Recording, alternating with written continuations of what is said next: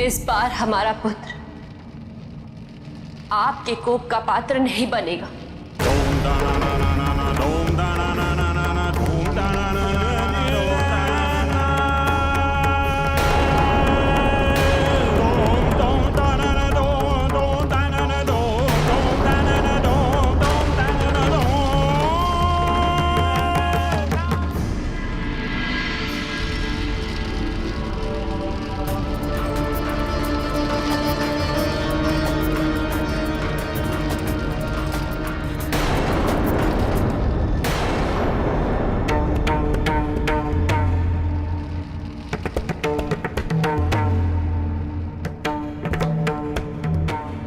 पिछली बार संसार में जब शुभता का अंत हुआ था तो समस्त लोकों में सर्वनाश की स्थिति उत्पन्न हो गई थी।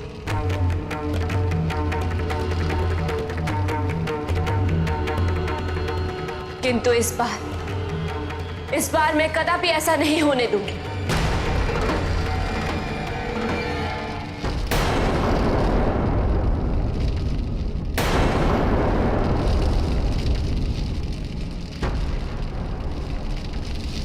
किंतु जो अनिवार्य है वो अवश्य होगा।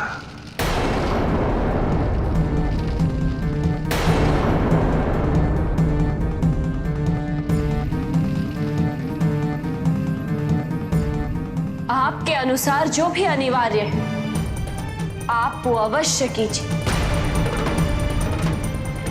क्योंकि आपने दैत्य माता अदिति को वचन दिया है और हमने भी देव माता अदिति को वचन दिया है, जिसका पालन हम अवश्य करेंगे।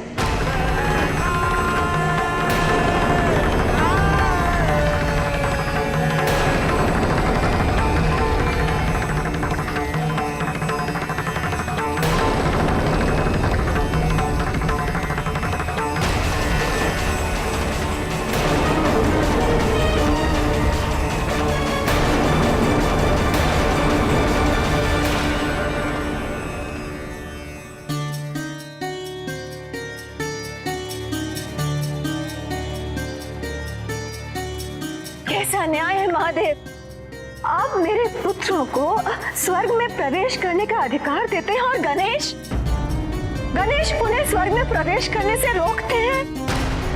और आपके इस वरदान का क्या तात्पर्य, क्या लाभ?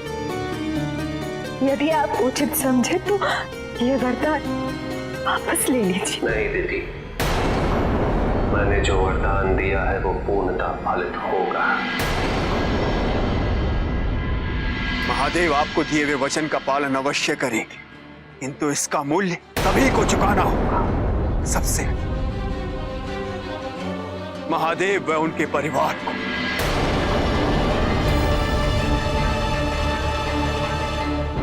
पार्वती, तुम इस समस्या को केवल एक मां की दृष्टि से देख रही हो, आदिशक्ति की दृष्टि से नहीं।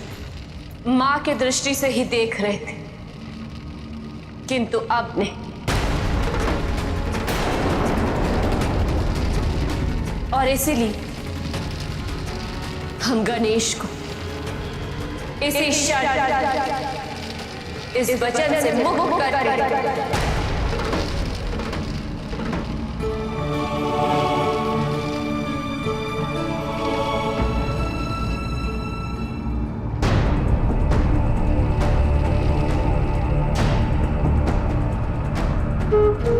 हाँ पुत्र, हमारी इच्छा थी कि तुम दैत्यों का स्वर्ग लोक में प्रवेश रोको,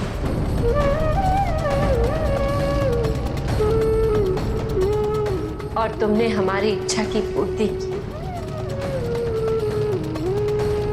किंतु पुत्र, हमारा उद्देश्य ही कदापि नहीं था कि तुम तुम्हारे पिता के विरुद्ध हो जाओ, और इसीलिए हम तुम्हें इस दायित्व से मुक्त करते।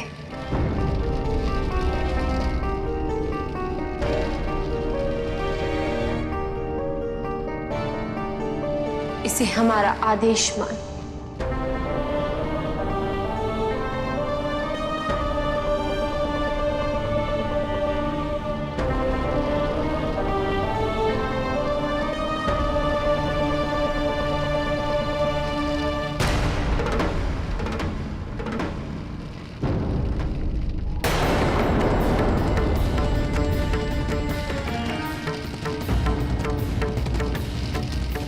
स्वामी, आपके अनुपस्थिति में हमें यही निर्णय उचित लगा और हमने लिया।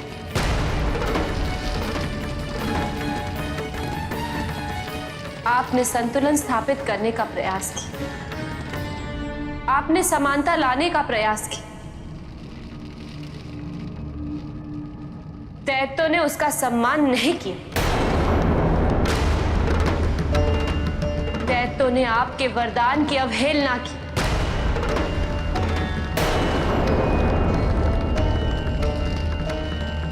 दैत्यों को कभी भी अपने उत्तरदायित्व का बोध हुआ ही नहीं।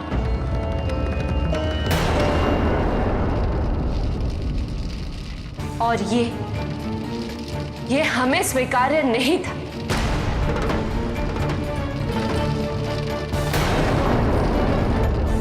स्वर्ग में जाकर दैत्यों ने जिस अराजकता का प्रदर्शन किया, उसका दंड हम अपने पुत्र को भोगने नहीं दे सकते।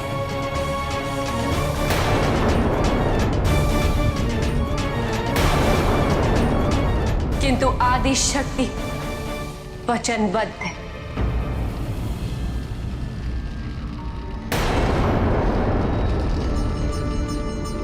और अब हम स्वयं दैत्यों का स्वर्ग में प्रवेश रोकेंगे।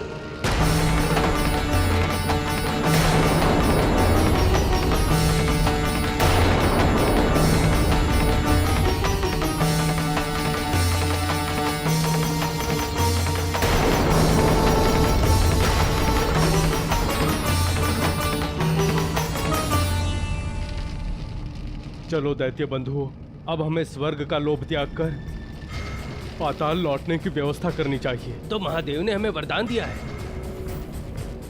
कोई उपाय अवश्य निकालेंगे। किंतु जब स्वयं आदि शक्ति सामने हो तो महादेव क्या करेंगे?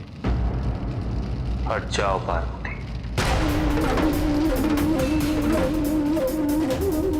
क्या अपने पति के दायित्व का और उसके वचन की पूर्ति का तुम्हारे लिए कोई महत्व नहीं?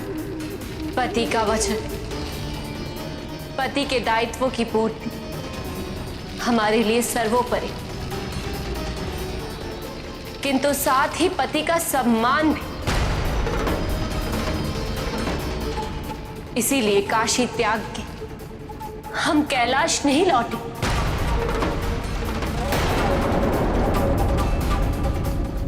आपको सम्मान का मोह हो या ना हो, इसका यह अर्थ तो नहीं कि जिन पे आप कृपा करें वो आपकी कृपा का दुरुपयोग करें।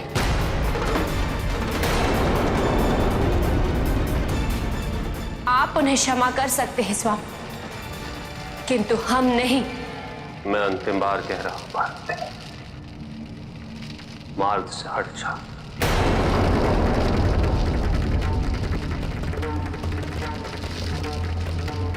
मैं वचनबद्ध हूं। नहीं महादेव,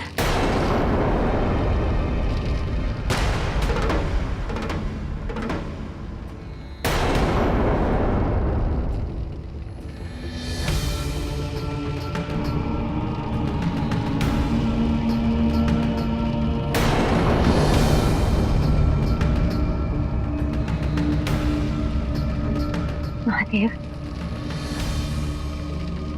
मैंने आपको उस वचन से मोह किया।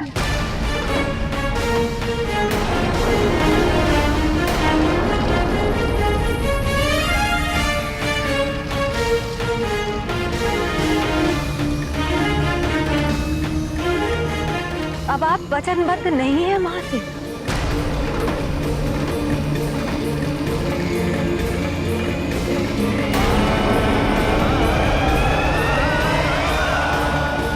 माता, ये क्या कह रही हैं आप? वही जो मुझे बहुत पहले कह देना चाहिए था।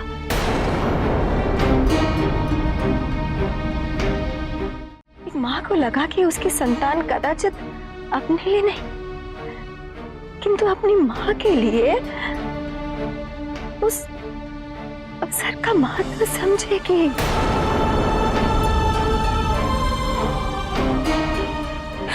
उसका सम्मान करेगी।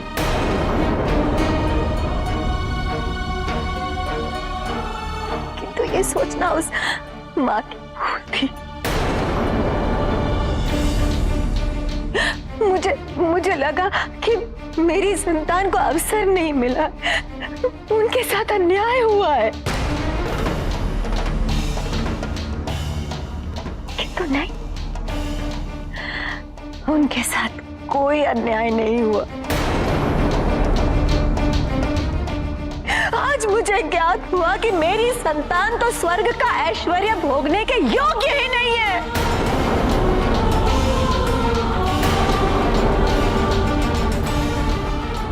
आज मुझे आभास हुआ कि केवल अवसर मिल जाने से ही समानता नहीं मिल पाती है प्रभु। उस अवसर का उपयोग करना अनिवार्य है। उस अवसर की महत्ता को समझना अनिवार्य है।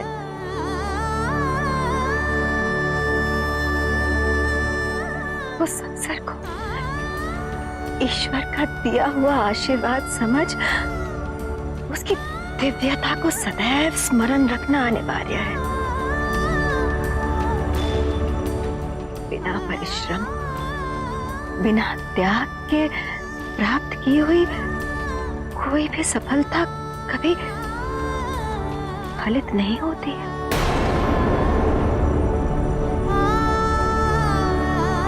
मुझे क्षमा कीजिए महादेव, मुझे क्षमा कर दीजिए प्रभु। मेरे स्वार्थ के कारण आज पार्वती, गणेश और आपके संबंध के बीच ऐसी परिस्थितियां उत्पन्न हो गई। प्रभु, मेरी संतान पाताल के योग्य ही है।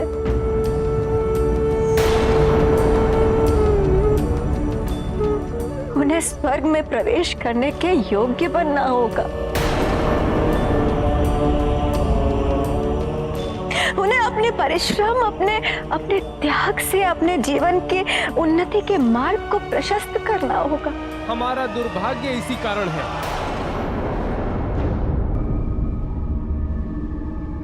कि हम तुम्हारी कोख से जन्मे। नहीं,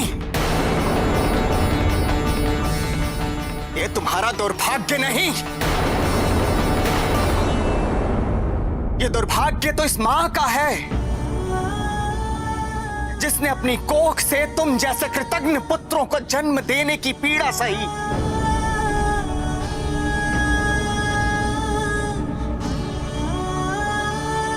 तुम जैसे कृतज्ञ पुत्रों का भला सोचने का दंड भुगता जिस मां ने। ये दुर्भाग्य हर उस जननी का है जिसकी संतान उसी कोख को लज्जित करती है जिस कोख ने उसे जन्म दिया है।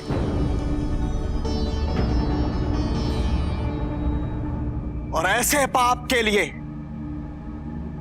कोई भी प्रायश्चित पर्याप्त नहीं।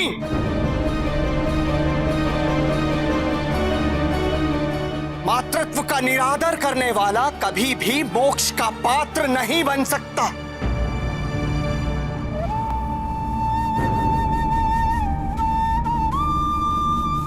जननी का सम्मान कदाचित यही एक अंतर है जो किसी भी मनुष्य या तो दैवत्व के समीप ले जाता है या दैत्यता के।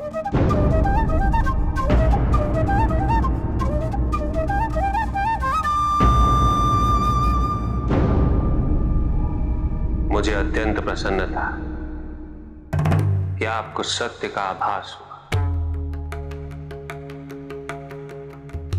किंतु अभी भी संपूर्ण सत्य का आभास नहीं हुआ है आपको।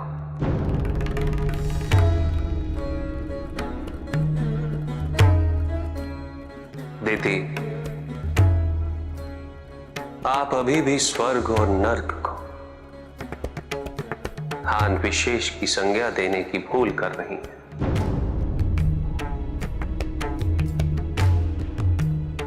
बाहरी स्वर्ग और नर्क तो केवल हमारी मनोदशा, हमारे संतोष और हमारे असंतोष की अवस्था के प्रत्यक्षीकरण है।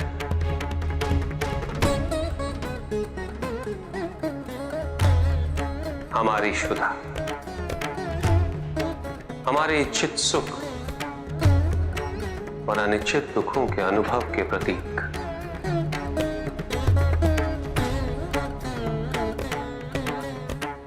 हमारी अनासक्तियों और आसक्तियों के संकेतक। तृष्णा से जो मुक्त, जो भी व्यक्ति अपनी परिस्थितियों से संतुष्ट है दीदी, वो अवस्था स्वर्ग।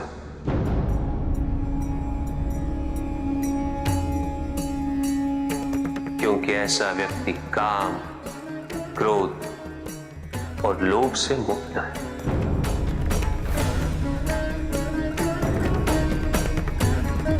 और जहां पे संतोष नहीं, वहां पे काम, क्रोध और लोभ व्यक्ति के लिए सदैव पाप का मार्ग प्रदर्शित करेंगे। और ऐसा असंतुष्ट व्यक्ति कितने ही सुख साधन या कितने ही ऐश्वर्य क्यों ना भोग ले, उसकी मनस्थिति तो सदैव नर्क के समान ही रहेगी।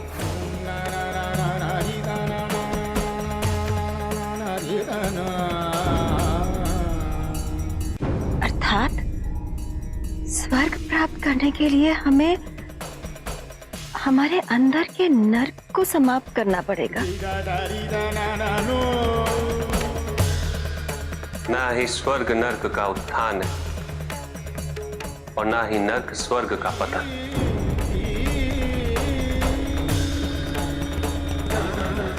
जिस क्षण हमारे भीतर के नर्क का अंत हो जाए, उसी क्षण स्वर्ग की आवश्यकता भी समाप्त हो जाती है।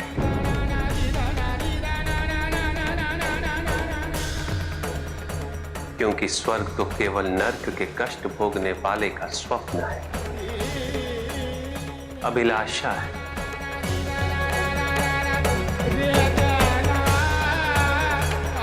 जहां नर्क का अंत होता है, वहीं स्वर्ग की अभिलाषा भी समाप्त हो जाती है।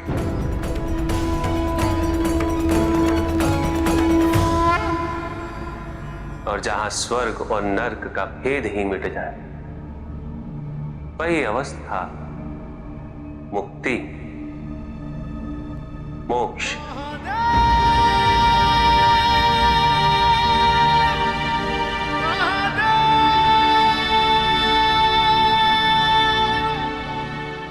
मैं प्रयत्न करूंगी महादेव, अवश्य प्रयत्न करूंगी मैं।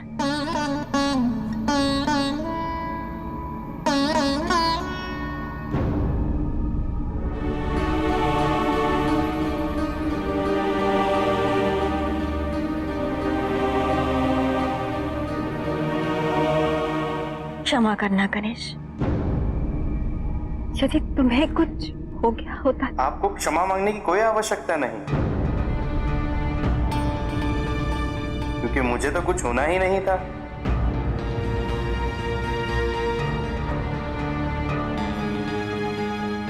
पिताजी ने मुझे सचेत किया था कि महाज्ञान तुम्हारे समक्ष है।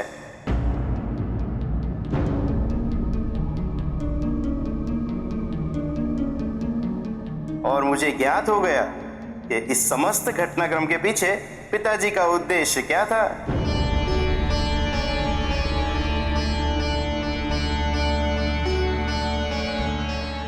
मैं तो केवल पिताजी के आदेश का पालन कर रहा था।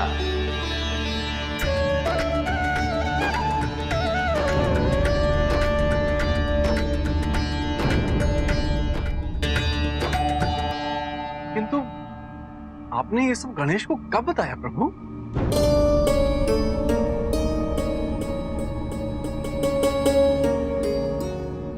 आप सभी के सामने देवराज।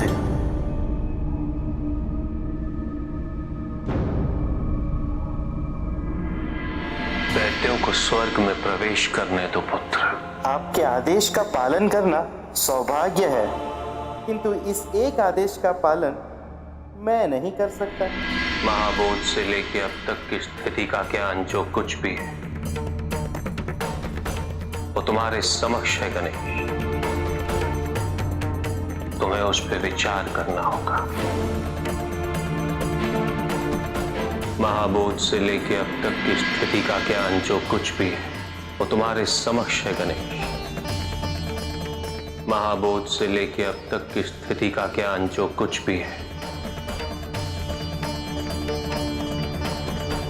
महाज्ञान तुम्हारे समक्ष है गणेश।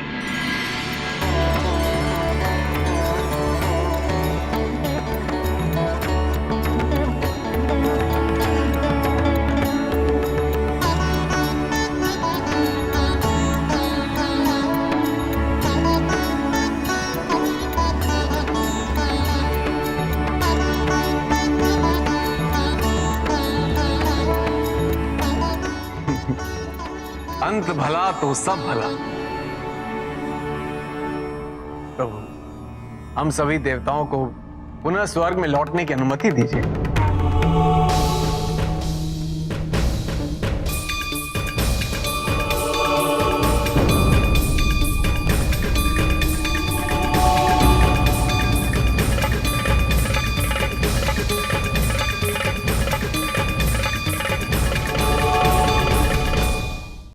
माँ, पिताजी, कैलाश में सभी आप दोनों की प्रतीक्षा कर रहे हैं। नहीं पुत्र, कैलाश लौटना हम भी चाहते हैं, किंतु इस समय हमने प्रतिज्ञा ली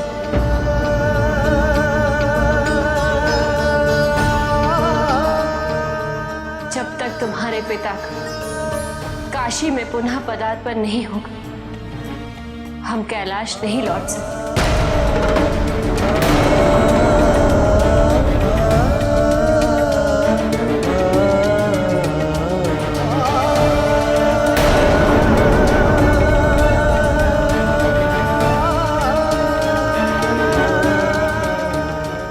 आप निश्चिंत रहिए मां, मैं पिताजी और अन्य देवताओं को काशी में पुनः प्रवेश दिलवाऊंगा।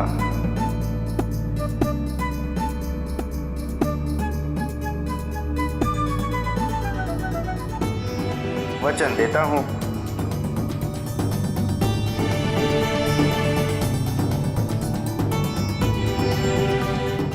और आप तो जानती ही है, एक बार मैंने वचन दे दिया तो दे दिया।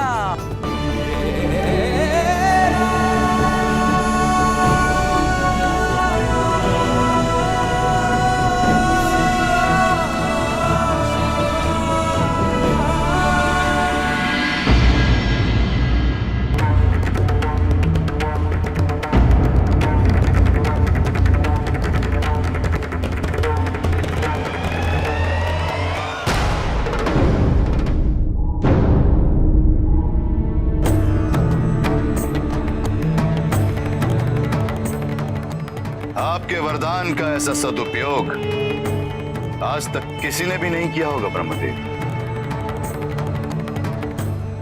जो मैंने कहा था वो सिद्ध कर दिखाया मैंने। आज काशी हर रूप से समृद्ध है, कहीं किसी प्रकार का कोई अभाव नहीं। अभाव की अनुभूति ना होना किसी अभाव की ओर संकेत तो नहीं कर रहा है देवदास। निसंदेह आज काशी समृद्ध हुआ है, किंतु उसका मूल्य काशी को जो चुकाना पड़ा उसके बारे में कभी विचार किया है तुमने?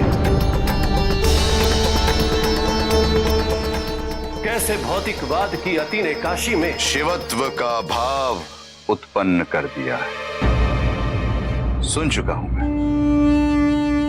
किंतु शिवत्व देवत्व से वंचित रहने का दुख काशी में किसी को नहीं। उनके बिना काशी का कहीं अधिक उत्थान हुआ है।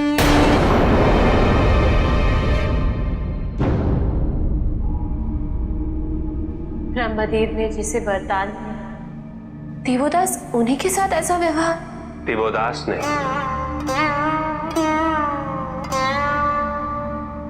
ब्रह्मा के वरदान से प्रबल हुआ देवदास का अहंकार है ये पार्वती,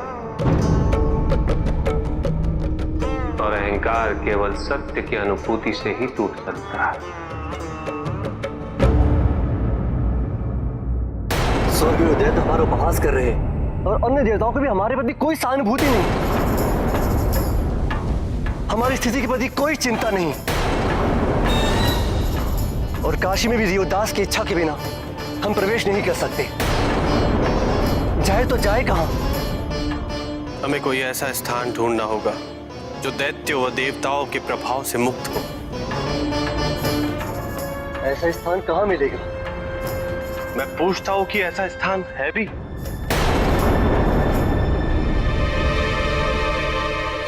अपना विवेक, अपनी अंतरात्मा खो देना उत्थान नहीं है देवदास, ये पतन के लक्षण है। और तुम्हारी समस्त प्रजा इसी लक्षण से ग्रसित हो रही है। ये सत्य तुम्हें ज्ञात है किंतु स्वीकार्य नहीं है देवदास। देवदास की काशी का केवल एक ही सत्य है ब्रह्मदेव, ना यहां किसी प्रकार का कोई अभाव है, ना किसी अभाव की अनुभूति। यदि किसी को भी कभी भी इसका प्रमाण चाहिए तो आ सकता है। देवदास की चुनौती है ये।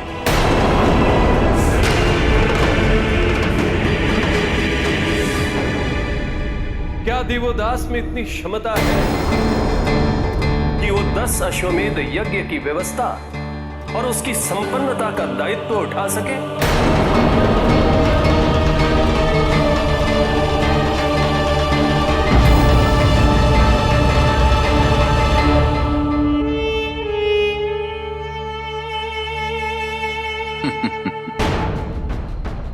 ब्रह्मदेव ने मांगा भी तो क्या मांगा? 10 अश्वमेध यज्ञ हेतु जो भी जितनी भी सामग्री की आवश्यकता होगी देवदास उसे अवश्य पूर्ण करेगा। उचित है। तो इस यज्ञ का आयोजन काशी की सीमा के बाहर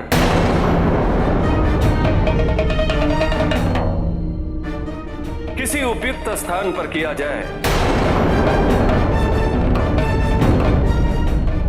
किंतु ब्रह्मदेव, मेरी शक्तियों का प्रभाव तो मेरी राज्य की सीमा तक ही सीमित है। तुमने ही तो मुझसे वरदान मांगा था कि देवता काशी में प्रवेश न कर सके। फिर मैं अपने वरदान का उल्लंघन कैसे कर सकता हूं देवदास? वरदान था कि मेरी इच्छा के विरुद्ध काशी में कोई देवता प्रवेश न कर सके, किंतु जिसे मैं आमंत्रित करूं या अनुमति दूं वो देवता तो काशी में प्रवेश कर सकते हैं। एक बार पुनः विचार कर लो देवदास, क्या तुम आपूर्ति कर पाओगे? यदि नहीं कर पाया तो मैं आपके द्वारा प्राप्त वरदान का परित्याग कर दूंगा।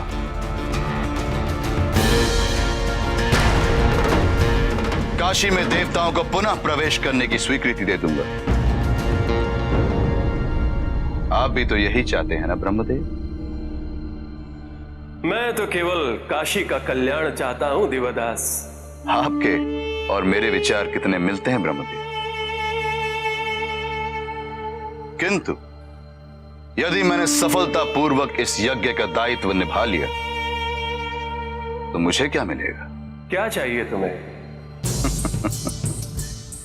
यही तो आप समझ नहीं पाए ब्रह्मदेव कि मुझे अब कुछ नहीं चाहिए। मेरे पास अब सब कुछ है। आइए यज्ञ आराम करें। अवश्य। अब हमें ज्ञात हुआ कि ब्रह्मदेव ने देवदास को जो अश्वमेध यज्ञ आयोजन करने की चुनौती दी, उससे देवदास को सत्य की अनुभूति अवश्य होगी। और उसका अहंकार विगलित अवश्य होगा। माँ,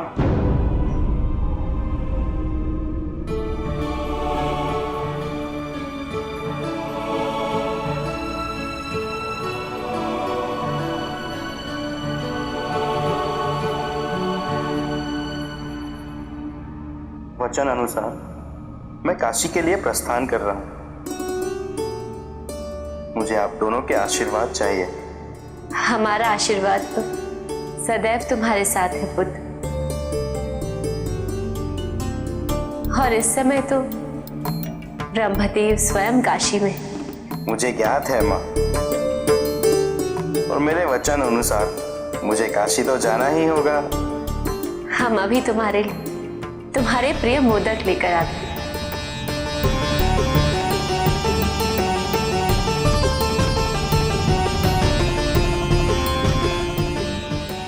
पिताजी, काशी आपकी प्रिय नगरी है। मैं वहां इतने महत्वपूर्ण कार्य की पूर्ति हेतु जा रहा हूं। मेरे लिए कोई निर्देश, कोई आदेश? गणेश, देवदास को कभी अपना शत्रु नहीं समझना। अभी तो एक ऐसा व्यक्ति समझना जिसका तुम्हें कल्याण करना।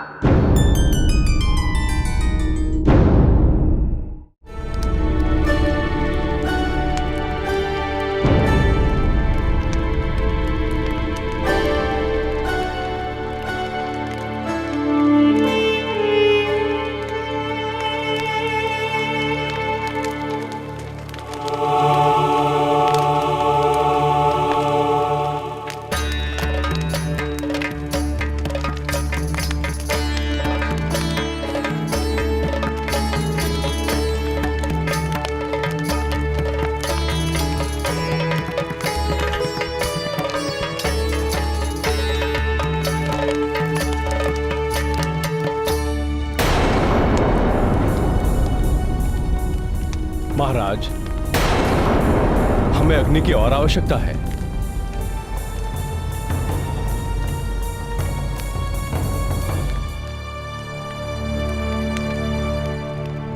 अवश्य।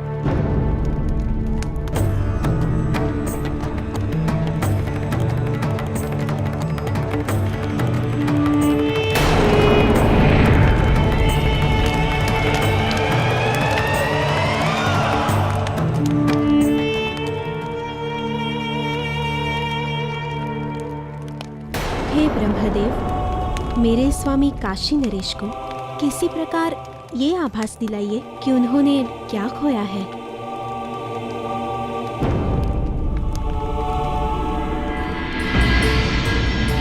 प्रजापति दक्ष की भांति देवदास भी संपूर्ण हो सकता था यदि उसमें अहंकार नहीं होता तो। किंतु देवदास की मंशा, उसका उद्देश्य सदैव काशी का उद्धार रहा है, काशी की उन्नति रही, और उसने ये कार्य बिना देवताओं के संभव कर दिखाया है। केवल उसका मार्ग अनुचित है, और यही उसका दुर्भाग्य रहा है गणेश, क्योंकि अब इसका प्रभाव उसकी प्रजा पर स्पष्ट रूप से दिखने लगा है।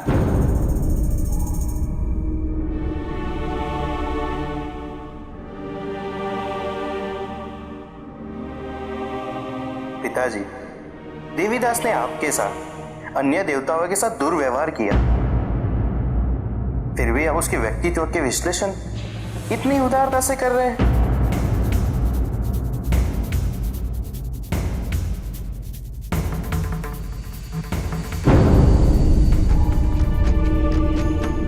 गणेश, हमें किसी भी व्यक्ति का, किसी भी परिस्थिति का पक्ष विपक्ष नहीं, अभी तो धर्म अधर्म, सात्विक असात्विक, निर्मलता और मलिनता की तुला पर रख उसका सम्यक आंकलन करना चाहिए। काशी की समस्या में प्रश्न मेरी वापसी का नहीं है गणेश, क्योंकि मेरे लिए तो स्थान का कोई महत्व ही नहीं, और ना ही मेरे लिए मेरी वापसी, और ना ही देवताओं की वापसी अनिवार्य है।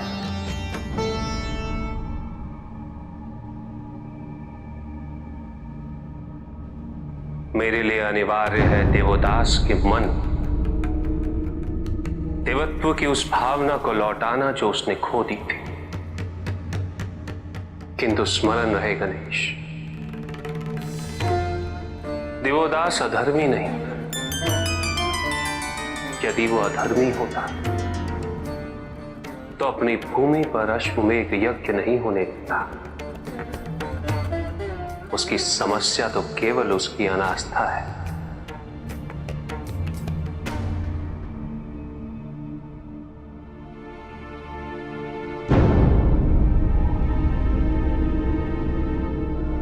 और जिसे तुम्हें आस्था में परिवर्तित करना होगा।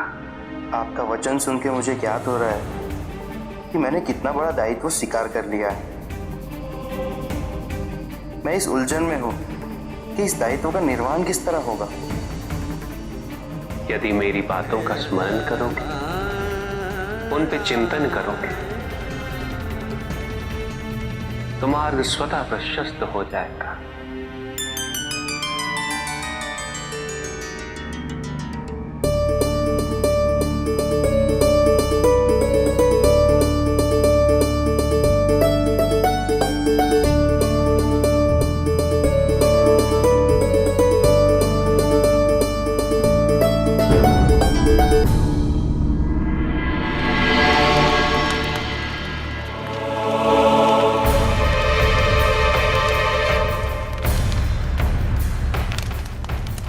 राजन,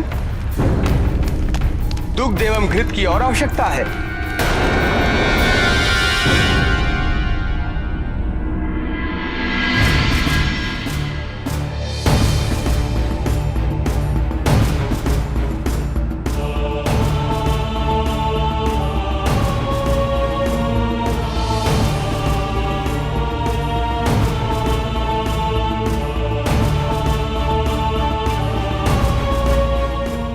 ये तो हम उत्तर पूर्व क्षेत्र में आ गए हैं, किंतु जिस स्थान की हमें खोज थी वह तो हमें नहीं मिला। तो अब क्या हमें स्वर्ग पुनः लौटना चाहिए? कदापि नहीं, वहां दैत्य में पुनः अपमानित करेंगे। जब हम यहाँ तक पहुंच ही चुके हैं तो थोड़ा और प्रयास करके देख लेना चाहिए। कहीं तो कोई ऐसा होगा जो देवताओं और असुरों में से किसी का पक्ष ना लेता हो। अवश्य है।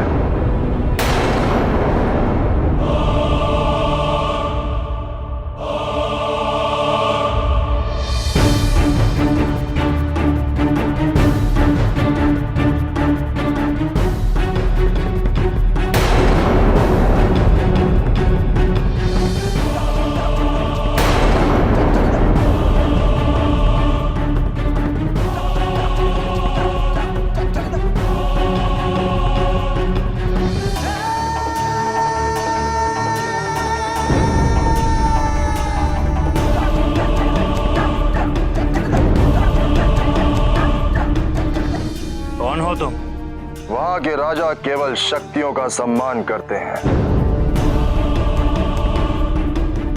चलना चाहते हो?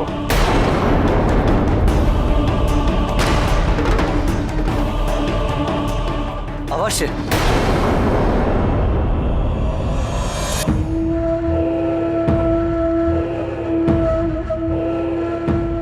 किंतु तुम्हारे राजा कौन है?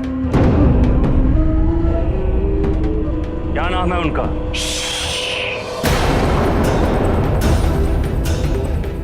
कोई उनका नाम ले, उन्हें अच्छा नहीं लगता।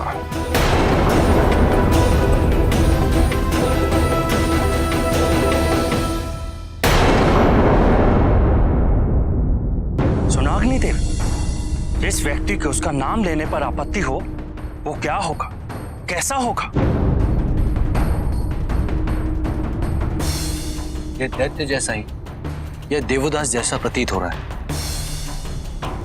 बिना विचार किए, बिना परामर्श किए क्या आवश्यकता थी तुम्हें हाँ करने की? कहीं ऐसा ना हो हमें यहाँ पर भी अपमानित होना पड़े। इसका विश्वास तो आपको मेरे राजा से मिलकर ही हो पाएगा। मेरे राजा आपकी शक्तियों का सम्मान अवश्य करेंगे, और सोचिए तो आपके पास कोई अन्य विकल्प है ही नहीं। इसीलिए समय व्यर्थ क्यों करना? ये कैसे विश्वास हो कि जिस स्थान की हमें खोज है वो तुम्हारे राजा के राज्य में हमें अवश्य मिल जाएगा? हम जिस परिस्थिति में हैं, उससे बुरा और क्या हो सकता है? स्वर्ग में भी हमारी किसी को चिंता नहीं। अगर होती तो बाकी देवगण हमें ढूंढने के लिए अवश्य आते, और हम किसी अन्य स्थान पे भी तो नहीं जा सकते।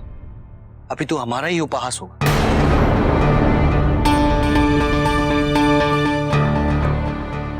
हमारे पास और कोई विकल्प नहीं है।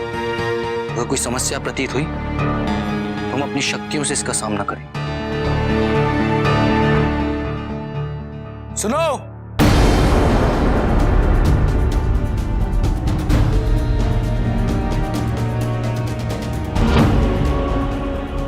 हमें कहाँ पहुंचना है बता दो, हम पहुंच जाएंगे। राजा को देवता इसीलिए प्रिय नहीं है, या ऐसा कहना चाहिए कि राजा को देवता प्रिय है ही नहीं। उनके पास केवल वही पहुंच पाते हैं जिन्हें वहां ले जाया जाता है। उनके पास जाना है तो मेरे साथ चलना होगा।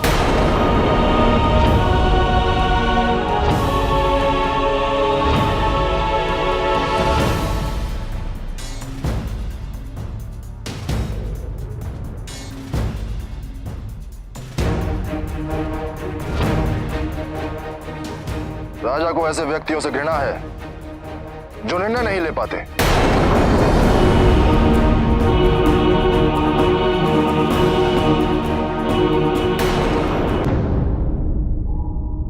आप असंख्य अश्वमेध यज्ञ करें ब्रह्मदेव, मैं प्रस्तुत। यदि किसी और सामग्री की आवश्यकता हो तो निसंकोच मेरे मंत्री महोदय से कह सकते हैं।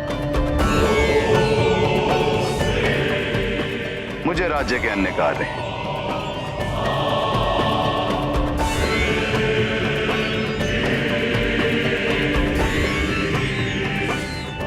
स्वामी,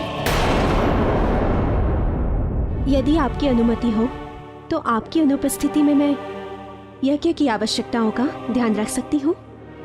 अवश्य।